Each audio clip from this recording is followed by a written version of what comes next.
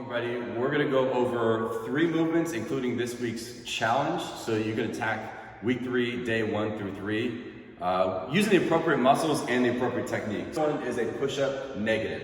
So the negative is simply referring to on the way down.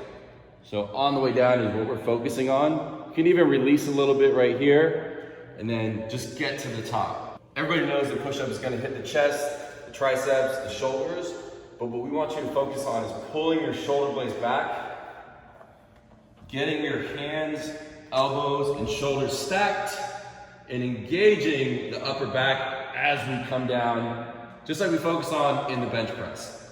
So right there, because if I am back here with the shoulder blades, at the top of that push-up, I'm in a much better postural position.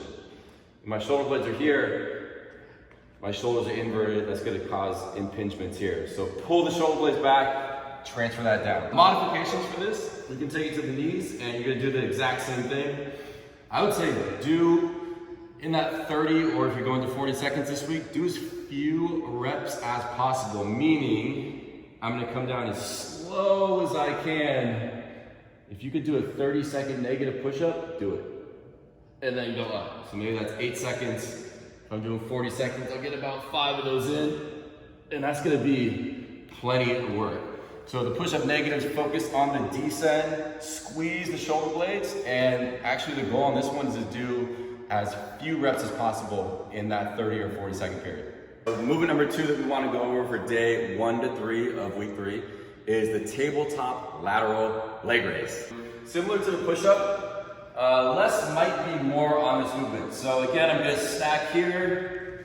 I'm gonna pull this back 45 degrees and lift slow and under control.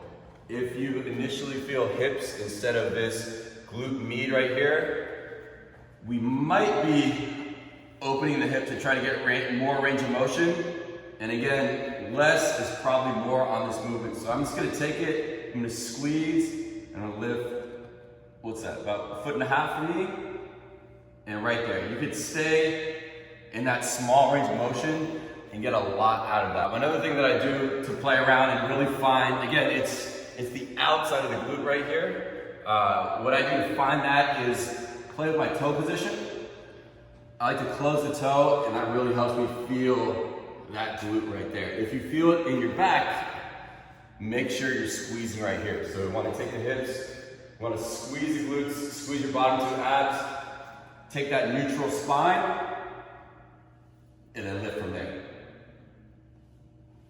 So that's really important. So again, if you're feeling hips, if you're feeling lower back, tuck under and make that movement a little bit smaller, and we should be hitting that glute med that we all want to get out of our workouts. And last but not least, the week 3 challenge is just gonna be air squats. So we're gonna start, if you can get all the way down, hands out in front, keep the shoulder blades plugged back in. As we get tired, try to feel both legs dragging equally. If getting all the way down here is not an option yet, you grab a couch, the ottoman in your living room, whatever you're working with, and just go there.